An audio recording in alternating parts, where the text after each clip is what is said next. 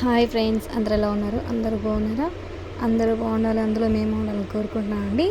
ఈరోజు వీడియో వచ్చేసి బాదుషా అండి.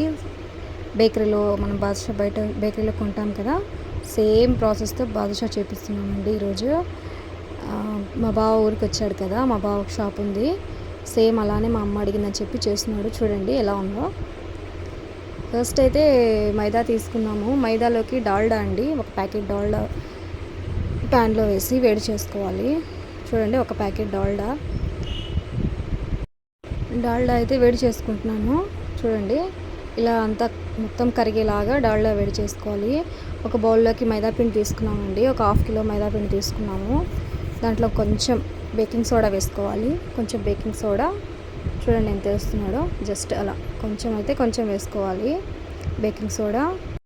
బేకింగ్ సోడా వేసుకున్నాం కదండి. తర్వాత వేడి చేసిన డాల్డా ఉంది కదా, ఆ డాల్డా వేసేసి ఇలా కొన్ని వాటర్ వేసేసి మొత్తం నీట్గా ముద్దలాగా కలిపేసుకోవాలండి. చూడండి ఎలా కలుపుతున్నాడో, నీట్గా ఎక్కడ వంటలు లేకుండా మంచిగా నీట్గా కలిపేసుకోవాలి.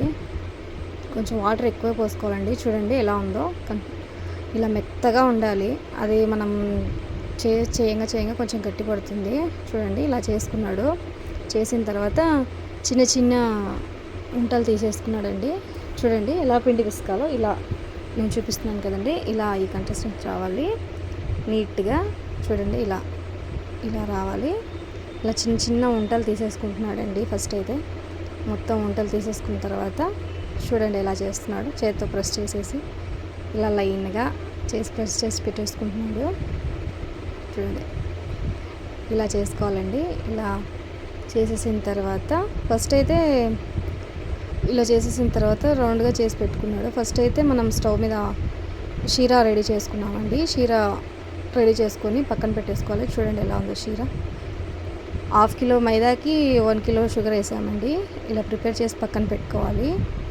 అయిపోయాయండి, బాదుషా చేసేది అయిపోయింది. చూడండి, ఆయిల్ ఎక్కువ హీట్ అవ్వకూడదు, జస్ట్ స్లో ఫ్లేమ్లోనే ఉండాలి. చూసారా, ఇలా చిన్నగా కాగేటప్పుడే మనం 1-2 వేసేసుకోవాలి.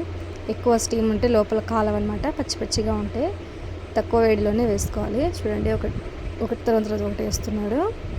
ఇలా మొత్తం వేసేసుకోవాలండి. వేసేసిన తర్వాత కొంచెం మంట పెంచాలి, ఎక్కువ పెట్టకుండా కొంచెం పెట్టేయండి చాలు. చూడండి ఎలా ఉన్నాయో, ఇలా ఫ్రై అవుతున్నాయండి. అయిన తర్వాత ఇవి తీసేసి, చూడండి అయిపోయాయి. ఇవి తీసేసి షీరాలో వేసామండి. షీరాలో జస్ట్ అలా వేసేసి, షుగర్ ఎక్కువ కావాలంటే కొద్దిసేపు పెట్టండి, లేదు మేము షుగర్ తక్కువ తినాలి అనుకుంటే 5 మినిట్స్కే తీసేయచ్చండి. చూసాను, మా అమ్మ షుగర్ ఎక్కువ తినడదండి, అందుకే తొందరగా తీసేసాను. చూడండి ఎలా ఉన్నాయో. బాదుషా అయితే రెడీ అయిపోయండి, సేమ్ షాప్ టైప్లో. ప్లీజ్ లైక్ చేయండి, షేర్ చేయండి, సబ్స్క్రైబ్ చేసుకోండి.